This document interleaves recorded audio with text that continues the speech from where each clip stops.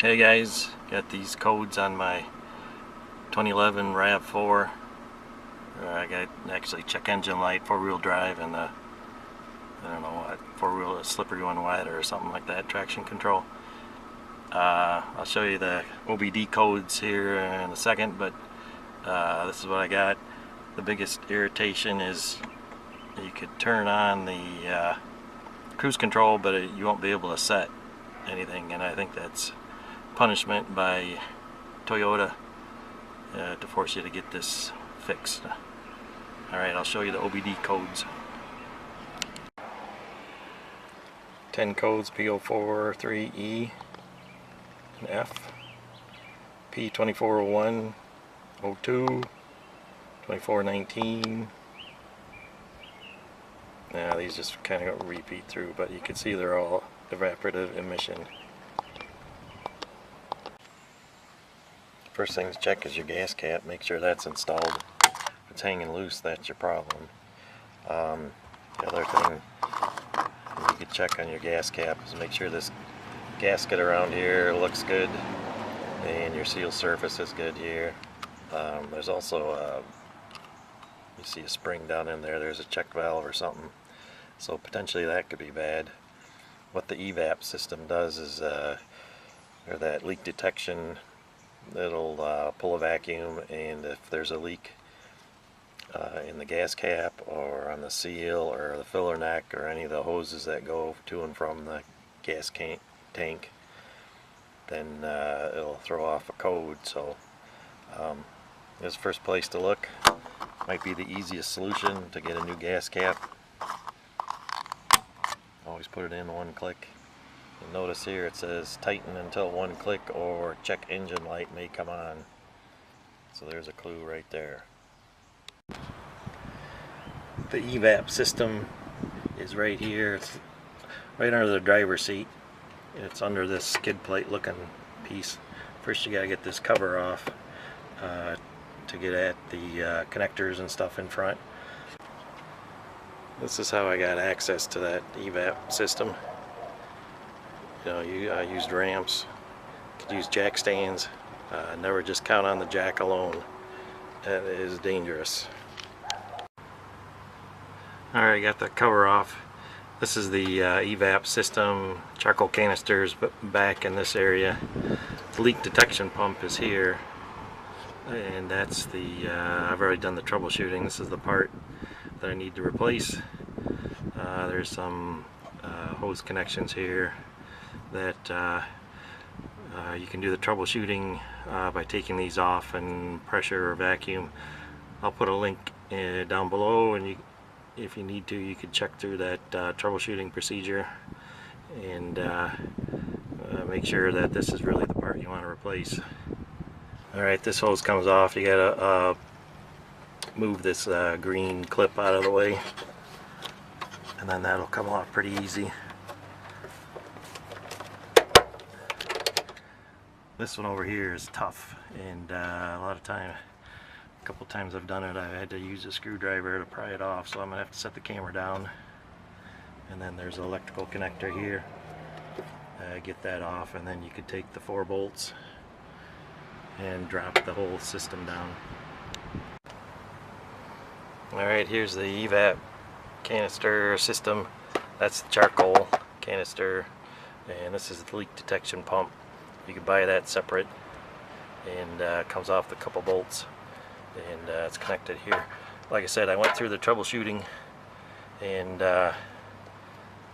determined this was bad. I was getting rusty water coming out of this port here, and I don't know, we'll take this apart and have a look inside there, but everything is pointed to this again, so hopefully my new one is a later model, later rev letter, and isn't going to suffer the same fate again. You know, this is the second time I've replaced this, so that's the 3rd unit, and they're about $200 a piece.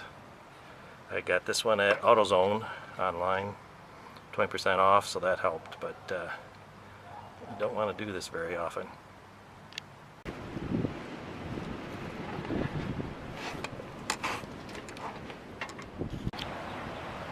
Alright, I just cut the band around here that's holding these two halves together. It's used the side cutters.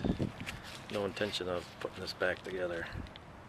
So let's have a look inside.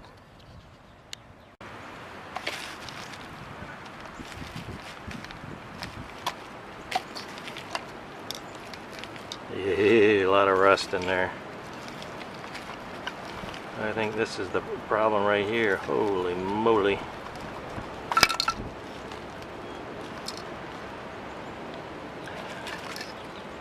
Doesn't smell like gas.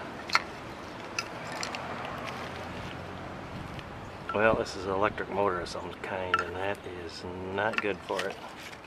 So there's your problem there. What caused all that water in there? That's the issue. Alright, taking a bit more of her apart. I think this is a solenoid. Yep, that's part of the troubleshoot procedure. This was okay according to the troubleshooting.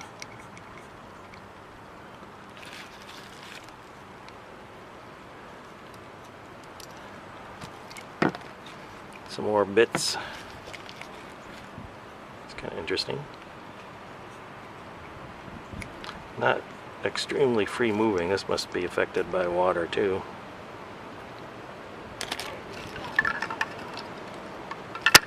Garbage.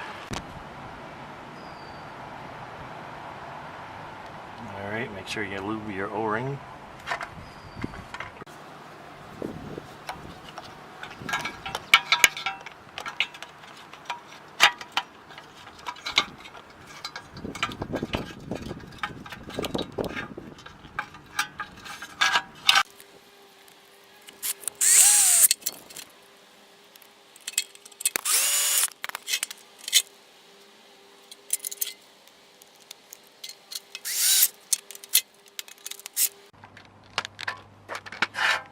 Make sure you put this back.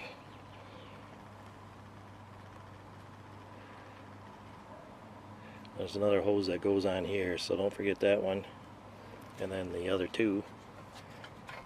Good idea to lube this up too.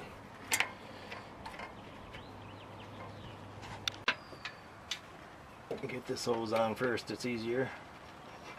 This one in the back, you just pinch it, get it on. Make sure it's on good.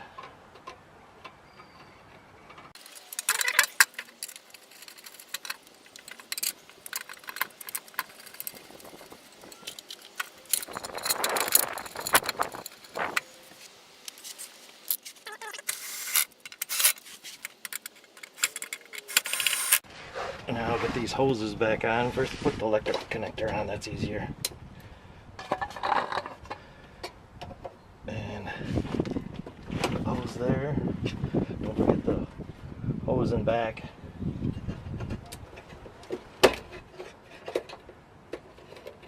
then this hose here.